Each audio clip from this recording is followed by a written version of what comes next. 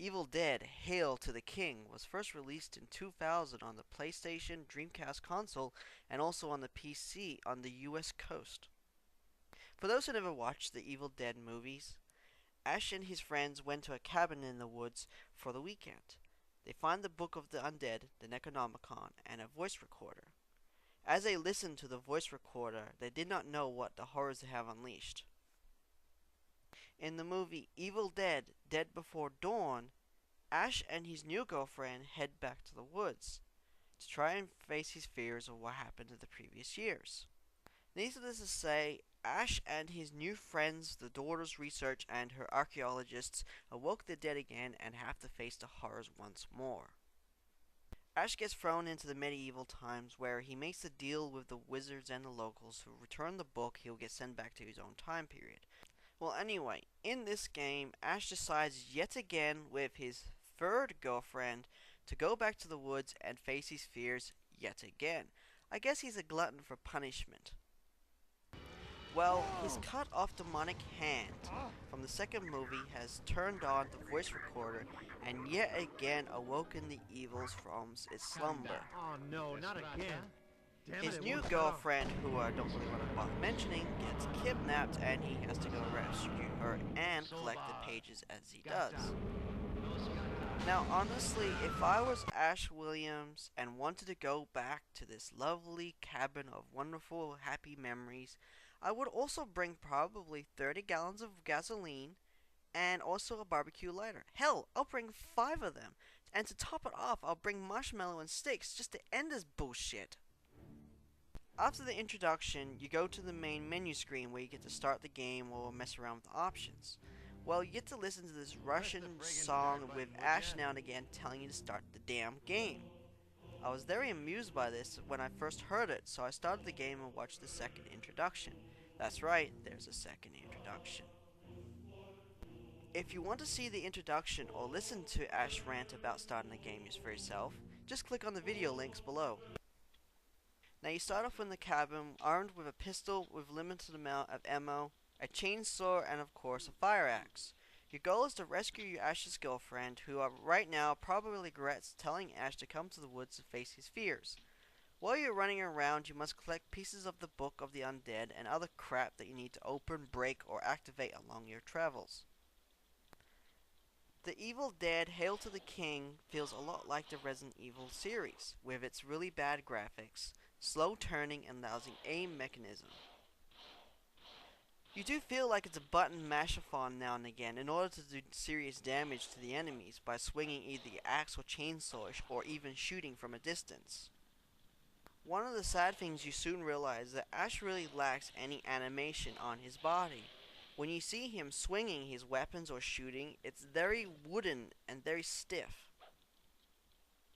One of the few major disappointing things about the game is the actual chainsaw itself. The concept of the chainsaw is that it's a powerful use for close combat situations. When turned with the right 2 button on your controller, you then bash the X button repeatedly until you do a stab-cut combo, which just finishes the enemies off. The actual chainsaw is like a gas guzzler. It's almost built like a Hummer.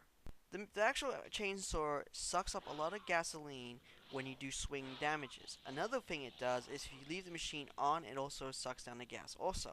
So you got a very limited amount of time and use for the actual chainsaw. Another annoying thing about the chainsaw is if you have it activated while you're in a combat situation and you need to pick up an item, say a health pack, off the floor, your chainsaw will actually shut itself off before you can actually loot the item. So you cannot use the tactic of a grab and dash and then attack type combo. You will be forced to actually either fight the enemy or just have to just give it up and just keep running away. Oh, did I mention about one of the major reasons why this game has such a poor review by most reviewers? The respawn rate of your enemy is completely random, and they can respawn from either 20 seconds or even straight after you killed the last monster. After being stuck on the same screen area for 20 minutes of having to face endless hordes of respawns, you're beginning to go and consider either shutting off the game or even just try running around them to speed it up. Back to the chainsaw. The really sad thing I've noticed about the chainsaw is it's low in sound, and it doesn't give that sweet noise of ripping your enemies apart that it should have. The other thing is the constant blood dripping from it. At first I thought I was bleeding to death, but it was coming from the chainsaw.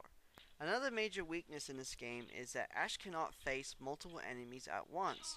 He can only damage one single enemy per combat.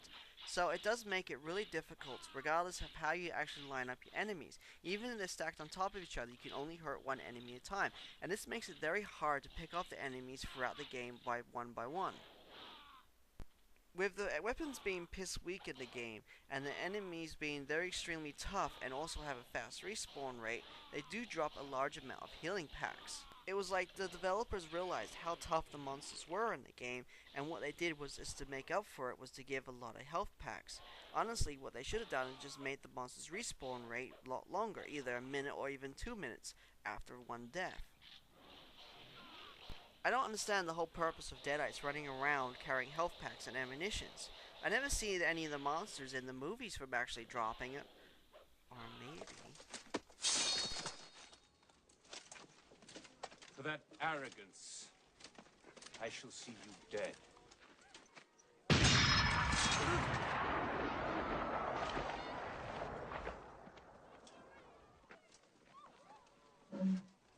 Yeah.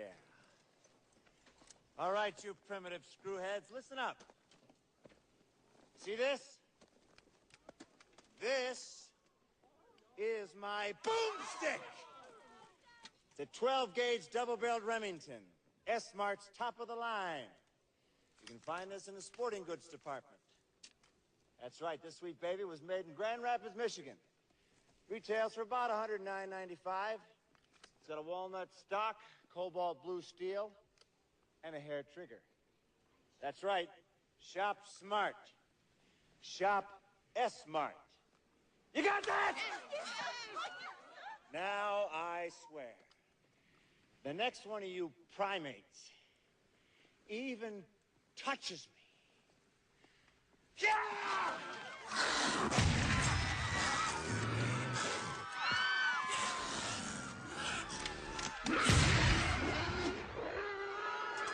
The first enemy you face in this game is the ghost-like demon that can jump into and out of the ground anytime it feels like. What I do not understand about this creature is why would they give us extremely tough monsters at the start of the game? These guys are the most hardest enemies you face in the game. Even the boss Deadites are not that tough compared to these mobs. Speaking of drop rate in this game, since I am now, just like Resident Evil, any item you see on your screen that sparkles you can collect, and usually helps you with either health packs or ammunition or whatever. But the real turn up your bottom in this game is that you have to position yourself almost correctly on top of the item to be able to collect it. This can be really annoying in situations where monsters are constantly respawning and attacking you. Another major issue in the game is most items don't actually sparkle, so it makes it very hard to actually find the items. The triangle button is one of the most useless buttons in the game. It's like make a witty comment button, which cycles through about 4 or 5 comments that Ash will say a few times. What the developers should have done is make a reminder button out of it, like, hey, I need to go to church, but first I need to find a key to open the lock even though I got a fire axe. The idea for the landscape is to make it dark and eerie. I understand that, and even in some parts of the game it works very well. But the worst thing about this is there's so much emptiness in the area, it makes it feel like it's half. Another issue in this game is the camera angles. They don't really help you when you're trying to escape the respawns of the monsters. Half the time there's a path that isn't a path, and there's other times there's a wall that ends up becoming a path. So it's really hard to know whereabouts you're going unless you run to every single corner while you're trying to escape. There are fun moments in this game with Ash saying those one-liners now and again, but the game can only capture the fans of Evil Dead to the true of heart. Or some of the Deadeye animations where you can stab them makes some fun too. I honestly going through the second CD now, and I really don't like the actual game. It's honestly very repetitive. They should have just actually tweaked it a little bit to make it more enjoyable. I honestly had more enjoyment from playing the Commodore 64 version than this guy. This game isn't impossible, but it's just grueling and long-winded to play.